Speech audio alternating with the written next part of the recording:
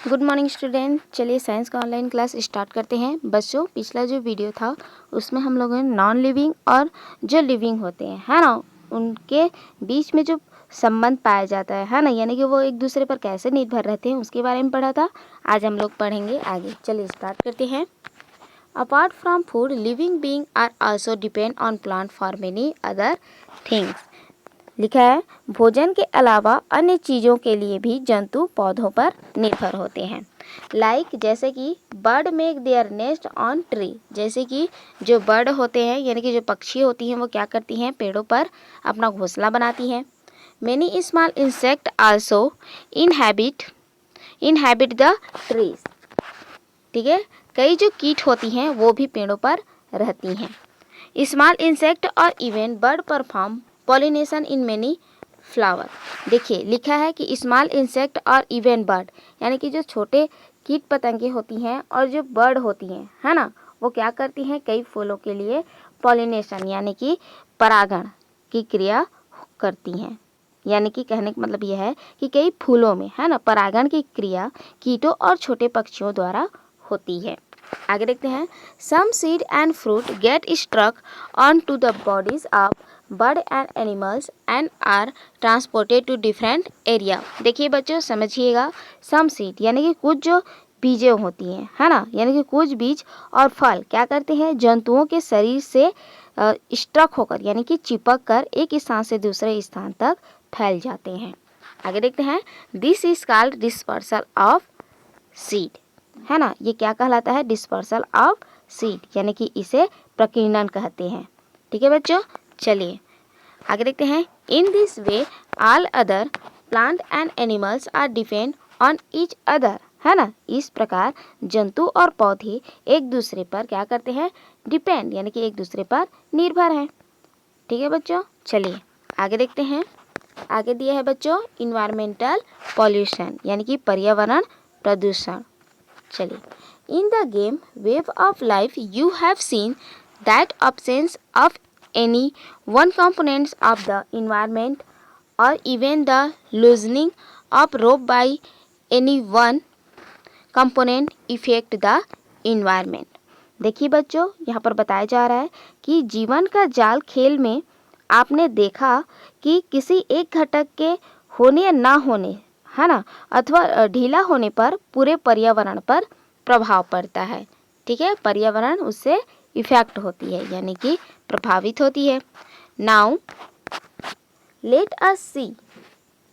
ठीक है, आइए अब देखें कि हाउ ऑल दिस हैपन। ठीक है, आइए अब देखें कि यह कैसे होता है। Air, soil, water etcetera are such component which are associated with other components also. देखिए, यहाँ पर लिखा है वायु, मिट्टी, जल, है ना, आदि घटक ऐसे हैं जिनका अन्य सभी घटकों से संबंध है। ठीक है बच्चों, चलिए आगे देखते हैं। चलिए बच्चों, आगे दिया है एयर पॉल्यूशन। क्या दिया है, एयर पॉल्यूशन यानी कि पर्यावरण प्रदूषण, वायु प्रदूषण। ठीक है, चलिए स्टार्ट करते हैं। वायु प्रदूषण ये एक पर्यावरण प्रदूषण है। ठीक है, तो पहले दिया है एयर पॉल्यूशन। चलिए स्टार्ट करते हैं। If you loosen the rope of the air components then what would it mean. देखिए, वायु घटक के ढीले होने पर, है ना, वायु घटक के ढीले होने का क्या मतलब हो सकता है। ठीक है बच्चों, इफ़ यू लूजन द रोप यानी कि हम लोग जो गेम खेले थे उसमें एक रोप को, है ना, निकाल देने से वो लूज हो जाता था, तो उसी को यहाँ पर बोला गया है ना, आपको समझाया गया है कि वायु घटक के ढीले होने का क्या मतलब हो सकता है। चलिए आगे देखते हैं। Then what would it mean, यानी कि क्या मतलब हो सकता है। You would have seen that the smoke emitted by vehicle lead to irritation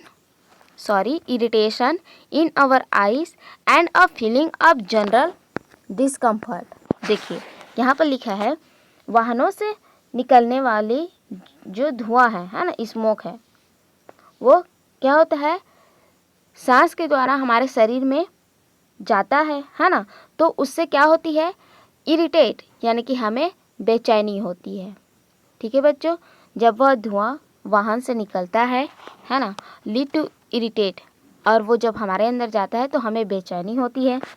ठीक है, और आँखों में क्या होती है, जलन होती है।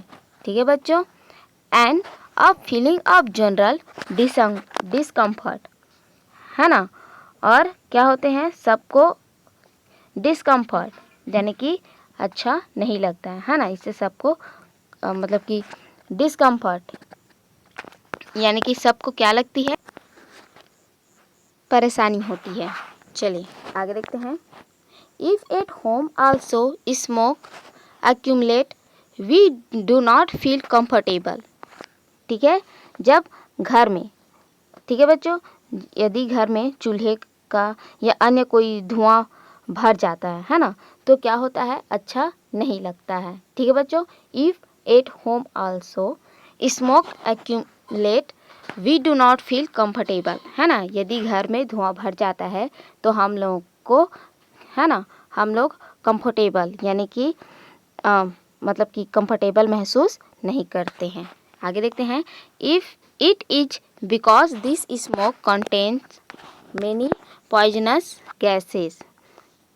ठीक है, इस क्योंकि धुएं में क्या होती हैं, विषैली गैसें होती हैं। ठीक है बच्चों, अच्छा नहीं लगता है क्योंकि धुएं में विषैली गैसें होती है, पॉइजनस गैसें। लिखा है आगे, विच पॉल्यूट द एयर। ठीक है, वायु में मिल जाने पर, है ना, जब यह वायु में घुलती हैं तो विच पॉल्यूट द एयर, ये क्या करती हैं, एयर को पॉल्यूट कर देती हैं, यानी कि प्रदूषित कर देती हैं।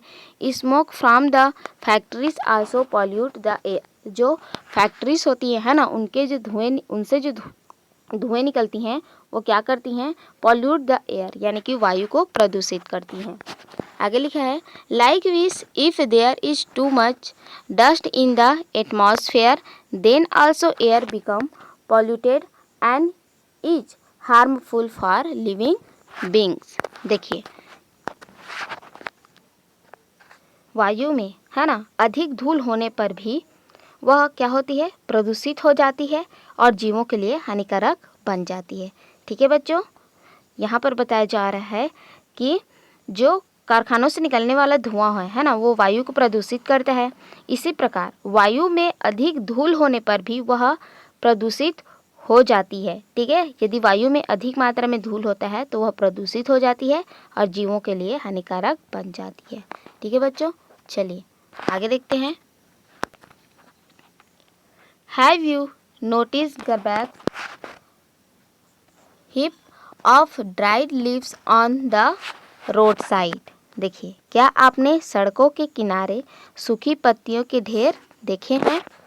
Most of the time these are burnt। देखिए, इन्हें क्या किया जाता है, जलाया जाता है।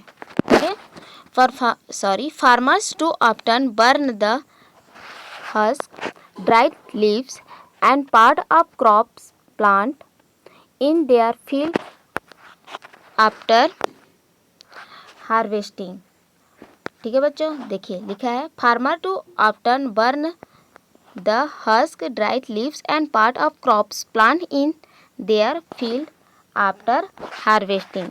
यहाँ पर लिखा है कि जो किसान होता है ना, वह कटाई के पश्चात खेतों में सूखी पत्तियाँ, जो फसली पादप के अपशिष्ट होते हैं, है ना, उसको तथा भूसे जैसे अपशिष्टों को क्या करता है, जला देता है। आगे लिखा है, burning of this produces harmful gases and smoke which pollute air. ठीक है, जब ये जलती हैं तो इससे जो प्रोड्यूस हार्मफुल गैस हैं, यानी कि इससे जो विषैली गैसें उत्पन्न होती हैं वो क्या करती हैं, पॉल्यूट एयर, यानी कि वायु को प्रदूषित करती हैं। हैंस, इसलिए it is necessary not to burn waste material and not let anyone burn it. ठीक है, इसलिए क्या करना चाहिए कि आवश्यक है ना तो हम कचरा जलाएं और ना ही किसी को जलाने दें। ठीक है बच्चों, है ना। इसलिए क्या आवश्यक है कि ना तो हम कचरा को जलाएं और ना ही किसी को जलाने दें। चलिए आगे देखते हैं। लिखा है think of way by which you can reduce the air pollution and put your thoughts in your notebook. देखिए बच्चों, यहाँ पर लिखा है सोचिए कि वायु प्रदूषण को कम करने के लिए क्या क्या उपाय किए जा सकते हैं। अपने विचारों को अपनी कॉपी में लिखिए। ठीक है बच्चों, अपना जो विचार है, ठीक है, यही आप लोगों का होमवर्क है कि वायु प्रदूषण को कम करने के लिए क्या क्या उपाय किए जा सकते हैं। ठीक है, तो इसका आंसर आप नोटबुक में लिखिएगा और ज़रूर भेजिएगा। आज के लिए इतना ही, नेक्स्ट वीडियो में आगे पढ़ेंगे। तब तक के लिए थैंक यू।